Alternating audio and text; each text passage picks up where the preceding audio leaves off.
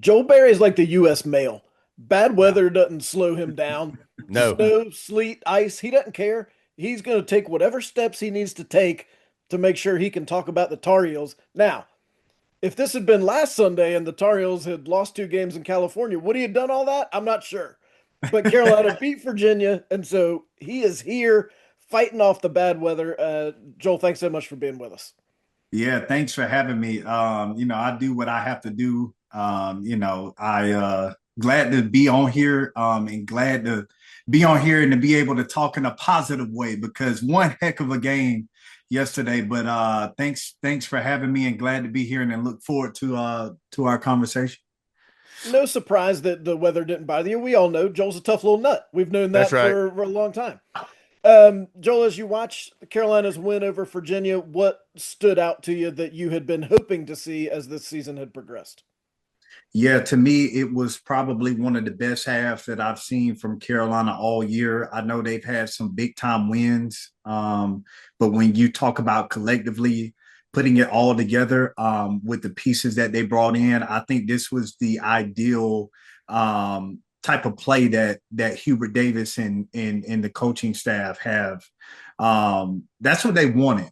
And I just think overall the toughness, the grit, the intensity that they played with in that second half, the passion was unbelievable, and it made for such a fun game. And then down the wire, just making big time plays with Stevenson and Wilson. Again, all around, just great half, and one of the most complete halves that I've seen from Carolina this year. Joel, there's been a lot of discussion about Carolina's defense, and there's been some times this year where Carolina's defense has been really good. And then it went through that stretch of SMU and Wake and the two games in California where it was not good at all. What have you seen when Carolina's playing good defense versus when it's not playing good defense? Obviously, shots are going in more for the other team, but what is Carolina doing or not doing when you're seeing these two differences? Yeah, I know there's a fine line of like when stuff like this happens where you have this lull in the middle of the season. They say, people say, is it coaching or is it players? I quite honestly, I the reason why I go with the players is because I've seen it. I've seen what they can do, and what they did in the non-conference was very impressive. And so when you look at those games, you say, okay, well, the intensity, the ball pressure, the off ball activity, just being ready to play, and being prepared. Look, when you play this high level of basketball, getting ready is too late. You have to be ready to go. Anticipation is one of the most important things at this level of basketball, and it just seemed like it was off. What I saw in that Virginia game in the second half, even in the first half, they played really well the first half, but that second half, you saw them getting out in the passing lanes, getting deflections, guys walling up, not letting Virginia get to the basket easily, playing one-on-one defense, coming off of those screens, not allowing Virginia just to have open looks. That's why I said it was the intensity and effort for me that was lost in those games. And I saw that yesterday, and that was the difference maker. We can get into the X and O's, drop coverage, should they hedge? I get all that. But intensity and effort and the will and want to play defense, that's what I saw yesterday, and that's what was missing from those three games that or those Stanford and California games that I just didn't see. I'm so interested to hear what you think of Derek Dixon because you've lived this process that he's on right now. Where are we in the arc of Derek Dixon being a Carolina point guard and what's still to come? Yeah, I thought the game that he played yesterday was he sort of reminded me of myself. I wasn't the most athletic, but I played hard and I stepped up in big time moments, and that's what I saw from him yesterday. And you can tell he's just getting more comfortable. What I like about him is he doesn't over dribble. Like some of the best teams that I watched yesterday in college basketball, that ball is firing, it's popping, And I thought that was the difference maker for Carolina yesterday and in their success. And he was a part of that. But he's just a bigger guard. He's not the fastest, he's not the most athletic, but I think the way that he sees the game makes up for that. Like coming off of those screening rolls, being able to read that he's open, and being able to knock the three down, or being able to understand I've created an advantage for my team, getting off the ball, letting those other playmakers work. That's an underrated aspect of the game. And a lot of times, as a point guard or as a dribbler, you tend to over dribble when you're coming off of those screening rolls. And when I saw him doing that yesterday, I was like, you know what? That's what Carolina needed, because that gets everything moving. And I thought yesterday their ball movement, like at times Carolina seemed to get stuck where guys are overly dribbling, and then late at the clock they're trying to improvise. Yesterday that ball was popping, and you even see the bigs making plays to the guard. So I think he brings that, and I see him for the foreseeable future being the starting point guard. Joel, what is that process like as a young guy coming into college? You played a fair amount as a freshman, really took that big step in your second year at Carolina, but what is that process like to try to manage all of that, understand all of that, while you're also doing it at a different level of the game? Yeah, it's very hard, Jones. I mean, it's a lot of people don't realize the how much you have to shoulder as a point guard. It's not just bringing the ball up the court. Quite honestly, that's the easiest part. Is bringing the ball up and getting across half court. The hardest part is being able to understand when the game needs to speed up, when it needs to slow down, when you need to attack, when you need to be the facilitator. And then also knowing, like, it got to a point where I would go under out of bounds. And just depending on time and situation, I already knew what Coach Williams wanted to call. And so that takes time. And it's the time limit is different for everyone. It seems that Dixon has accelerated that timeline and seems like he's comfortable being able to shoulder that. Now, did you see some freshman mistakes yesterday? Of course, but you saw a lot of positives. But long story short, it is a very difficult process. The easy part is playing the game. The hardest part is being on one accord with the coach and being able to understand, does coach want me to speed up during this? Does he want me to slow the ball down? What play do I need to run? Who has the hot hand? And that dictates the play. That stuff is hard, and it's not easy for a freshman to be able to grasp. Joel, there's been a lot of talk about the shots Caleb Wilson does get and doesn't get over the last few weeks or so. On Saturday, when Carolina needed a basket, they called timeout and they got the ball to him and he was able to score. What's the best way to utilize him in a scenario where in those spots, the other teams know too that's where Carolina wants the ball to go? I mean, who's complaining?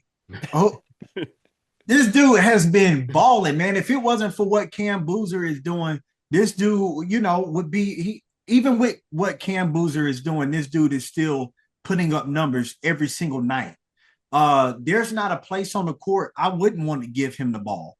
If there's one place that I would say probably should put him more, is probably in the middle of the floor, because it's just hard to guard.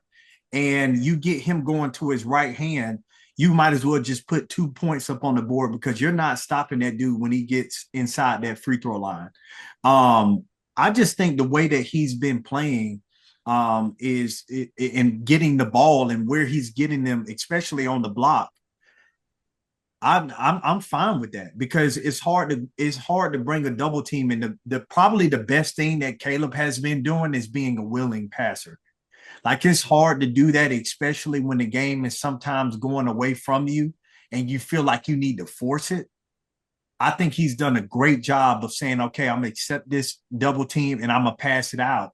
And what helps with that is just being able to have games like Luka Bokovac did, and Stevenson and Derek Dixon being able to knock it down from the outside. So, I mean, I don't know what you want to say where he should get the ball. To do this, Donovan, wherever he gets the freaking ball. if there's one ideal place, just put my man in the open court and say, try to stop him. That's where I want to see him have the ball. Joel, there are on the other side of the spectrum, there are some guys for Carolina that are going through a tough stretch right now that have had a couple games or a couple weeks or whatever that have not gone their way, and they're seeing their minutes dip, and I know that's frustrating. You've lived that too. When you're on that side of things as a player, what needs to how do you get out of it? How do you start moving back in the right direction? Yeah, that's probably the hardest thing, to be quite honest.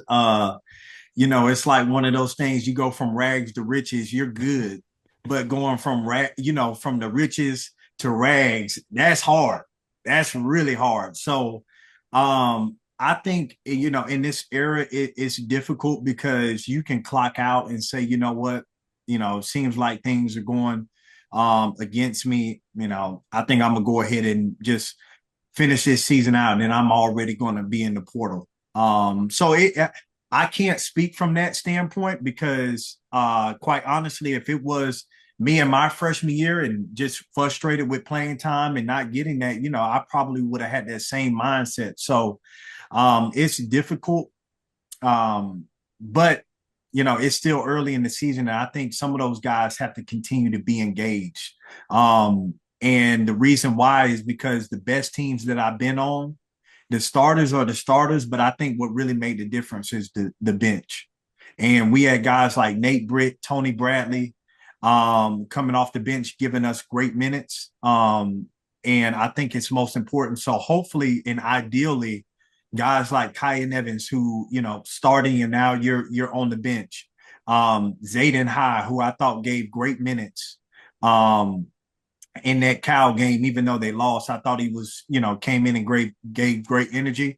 Those guys need to stay engaged because, quite honestly, to win a national championship, you need more outside of your starters. You need those bench guys. So hopefully the coaching staff and those players can stay engaged and remember that they're just important as well.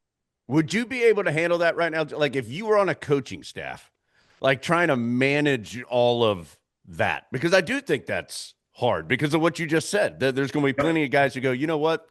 This first half of the season hadn't gone the way I want. I'm checking out. I'm going to be out of here at the end of the year. Would you be able to handle that? Do you think Coach Williams would have been able to handle that? Like, how do you think all that plays out these days? Yeah, realistically, I mean, it's just human nature to say, well, if I'm not being involved, then why do I need to be engaged? And I'm gonna just do what I need to do and finish this season out, and then I'm gone. I think this is where, for the coaching staff, this is where those office moments are very important. I think the difference maker in my freshman year when I was struggling, I had a lot of the conversations with Coach Rob. And he really helped me. And then having conversations with Coach Williams. Coach, what is it that you want me to do? Like, I see myself wanting to do this, but realistically, what is it that you want me to do for this team to make this team better? And that was the difference maker, because those conversations, when they stop, that's the problem. So that's what needs to be done to be able to keep those guys engaged. And I think that kind of helps it a little bit. But quite honestly, Jones, I mean, I don't I don't know how you deal with that, because it's tough, because you can say one thing. I heard something the other day that guys can have invisible earmuffs. They can say, well, all right, yeah, I hear you, coach, and keep it moving, but they're just already disengaged. So it's a hard thing to kind of navigate. So hopefully the coaching staff can figure that out. Joel, of course, is one of the best leaders Carolina's ever had. We heard after the fact that James Brown and also Seth Trimble had some things to say at halftime on Saturday, and been some talk about kind of the lack of communication on the court amongst the Tar Heels who were on the court. If you had to give Seth Trimble some advice on how to be a leader and guide a team through this part of the season, what would you tell him? Yeah, sometimes, I mean, you really don't have to say anything. It's more of a touch, and if you do say something, keep it simple. Like, there's a standard that has to that's set at Carolina, and I just think, you don't have to say much as a leader. Like, there are different type of leaders. There are guys that are very outspoken. And then there's guys that show it through passion. If anything, I think I was one of those leaders that showed it through passion. Not to say Coach Williams didn't pull me aside a couple of times and say, "Hey, Joel, you can't say that, man. Your teammates aren't they aren't going to respond." But I mean, I was just fiery, But a lot of guys just weren't. They aren't like that. So I don't think much needs to be said. But to be quite honest, those locker room talks were the things that made the difference. I tell people all the time, one of the craziest people in the program ever is Theo Pinson. Coach Williams was saying something in the middle of a film session, and Coach got up. Theo got up and said, "No, Coach, it's not you, it's us." And we all looked around like, did this dude just do that? What's up with this man? But that's the difference maker when you have those guys in the locker room, like James Brown, not getting a lot of playing time. And quite honestly, Theo, up and down with his minutes, but having those guys that are seeing it from a different angle step up and say, "No, guys, we can't do this." I think that's important. And I love to hear that someone like James Brown, who could honestly just say, "Hey, you know what? It is what it is. I don't need to say anything." For him to get up and say, like, "Guys, this isn't it." I think that says a lot about this team. And so it just goes beyond Seth Trimble. You can tell Joel Berry's repping his conference affiliated shirt today, because that's just how professional Joel is. So Joel, give us your 60 seconds ACC update. Kind of what have you seen conference wise this year? And now, I don't know, maybe a fourth of the way through conference play. What have you seen from the conference in total, and kind of what are your thoughts? Yeah, I just quite honestly think it's an improved conference, one of the most improved. And I know it's the ACC, and it's crazy to say that. But you look at years past and kind of what happened with the lack of bids and kind of the talent. You see the talent was spread out going. It's kind of like it was leaving the ACC instead of coming in. It's totally different this year. And now, it's projected at this point in the season, 9 teams to make the NCAA tournament. So this has been an improved league, a lot of talent, a lot of freshman talent, and it has been a huge difference maker. And you can even see it in the quality of games.